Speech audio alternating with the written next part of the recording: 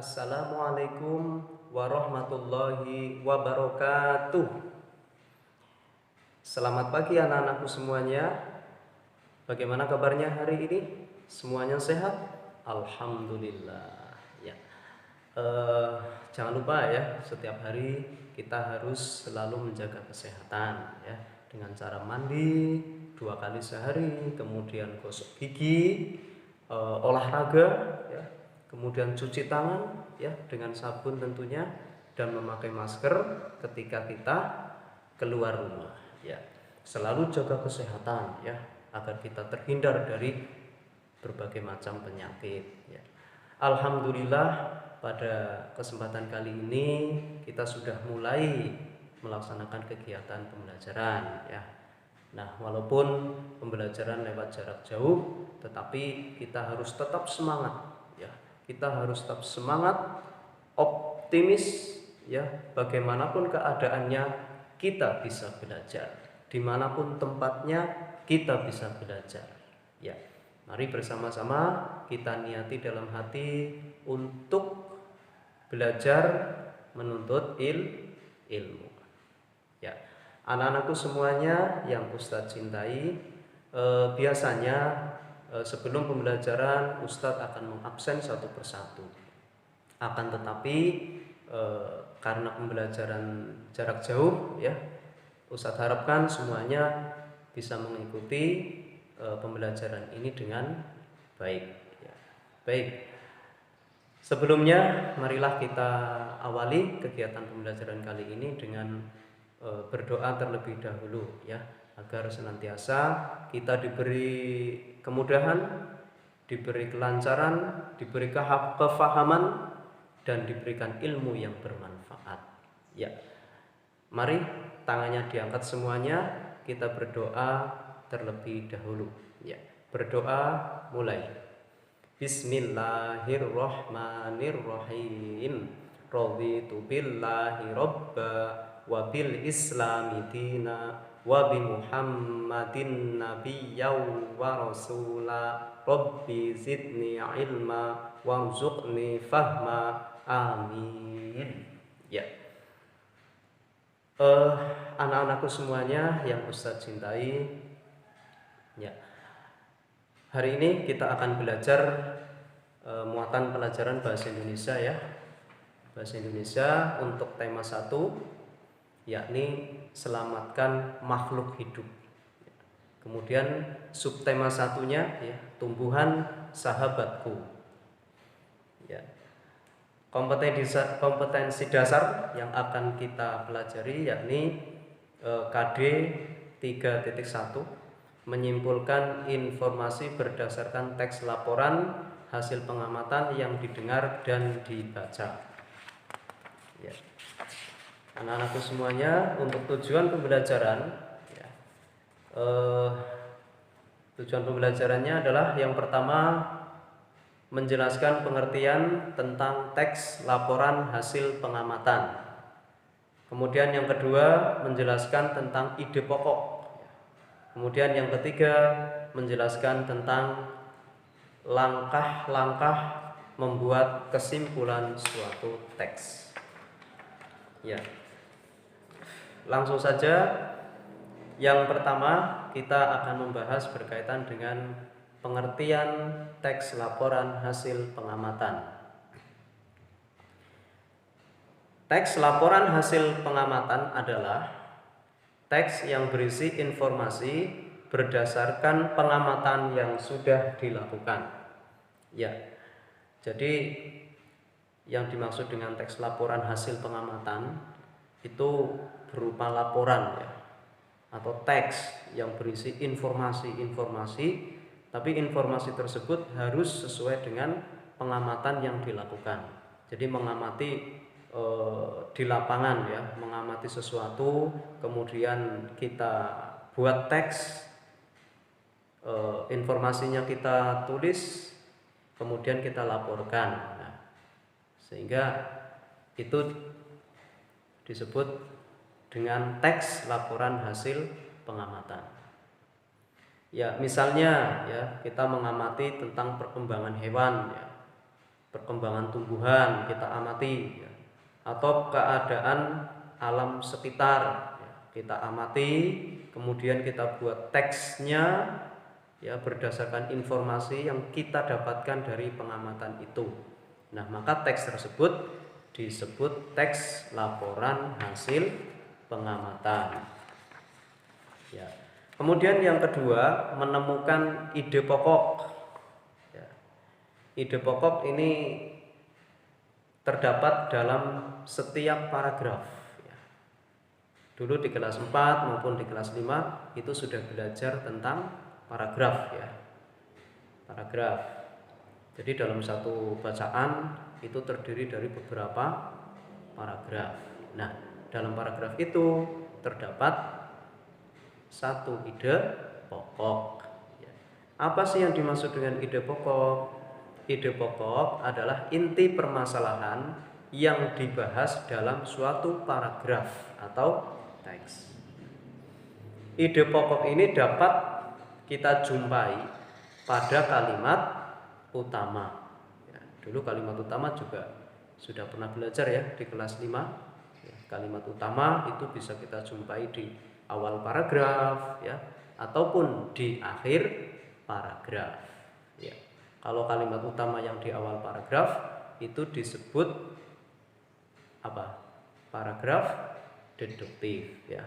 Nah, kalau ada paragraf kok kalimat utamanya di akhir, nah itu disebut paragraf induktif, ya. Kemudian untuk ide pokok, itu bisa kita temukan itu di kalimat utama, ya. Jadi kita harus bisa menemukan kalimat utamanya dulu, ya. Sedikit Ustadz menerangkan bahwa kalimat utama itu secara mudahnya adalah kalimat yang bersifat umum, ya. Artinya membutuhkan penjelasan, ya. Jadi dalam sebuah paragraf itu ada sebuah kalimat yang bersifat umum, ya. Nah, itu disebut kalimat utama dan nanti akan dijelaskan oleh kalimat-kalimat penjelas. Nah, itu nanti kita bahas di video yang kedua, ya, di pembelajaran yang kedua. Kemudian yang ketiga, kesimpulan teks laporan. Ya. Kesimpulan, ya, mungkin dulu juga pernah dipelajari, ya, berkaitan dengan kesimpulan. Kesimpulan teks laporan, ya. Pertama kesimpulan, ya, apa sih itu kesimpulan? Nah, kesimpulan itu adalah ikhtisar dari suatu teks, ya. Jadi intisari, ya. Intisari dari suatu teks bacaan. Jadi dalam sebuah bacaan itu intinya tentang apa sih? Ya, membahas tentang apa? Nah, itu disebut kesimpulan. Ya. Kemudian kesimpulan itu bisa dibuat dengan cara mengambil informasi-informasi penting dari sebuah teks. Ya. Jadi sebuah teks itu kita cari, ya, informasi-informasi pentingnya. Kemudian kita menyusunnya, ya, ke dalam pernyataan-pernyataan tentunya dengan menggunakan bahasa sendiri, ya. Jadi sekali lagi kesimpulan itu adalah intisari suatu teks, ya, atau ikhtisar suatu teks. Kemudian bagaimana sih langkah-langkah membuat sebuah kesimpulan? Yang pertama tentunya, ya, kita harus membaca teks secara keseluruhan. Nah, ini untuk anak-anak, ya, sudahkah membiasakan membaca? Nah, mungkin libur sudah lama, ya. Berapa buku yang sudah dibaca? Ya, belum buka buku. Subhanallah, ya. Nah, ini, ya. Jadi mulai sekarang kita harus rajin atau gemar membaca. Nah, ini yang pertama, bacalah teks secara keseluruhan. Tentunya dengan dipahami, ya, tidak hanya dibaca saja. Tidak hanya dibaca saja. Kadang kita membaca cepat tapi tidak tahu atau tidak memahami apa yang kita baca. Itu yang pertama ya, baca teks secara keseluruhan. Kemudian tentukan informasi pentingnya ya. Nah, informasi pentingnya ini lebih mudahnya ya ide pokoknya lah ya. Setiap paragraf ide pokoknya apa, insya Allah di situ ada informasi penting. Ya, jadi setiap paragraf cari informasi pentingnya, ditulis ya, ditulis. Informasi penting itu ditulis ya. Kemudian yang ketiga, hubungkan semua informasi penting tersebut ya menjadi pernyataan akhir dengan bahasa sendiri ya. Jadi informasi penting yang sudah ditulis tadi ya dari beberapa paragraf dalam sebuah teks itu disusun dengan menggunakan bahasa sendiri. Dengan bahasa sendiri itu ya langkah-langkah membuat kesimpulan.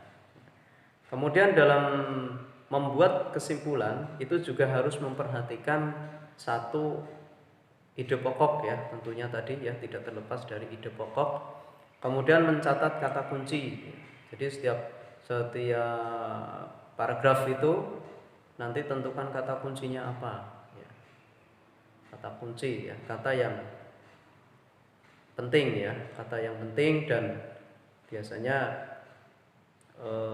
akan dibahas dalam sebuah paragraf tersebut. Kemudian membuat pernyataan yang sesuai dengan ide pokok ya, dan kata kunci ya, tentunya menggunakan bahasa sendiri ya. Nah ini langkah-langkah membuat kesimpulan ya.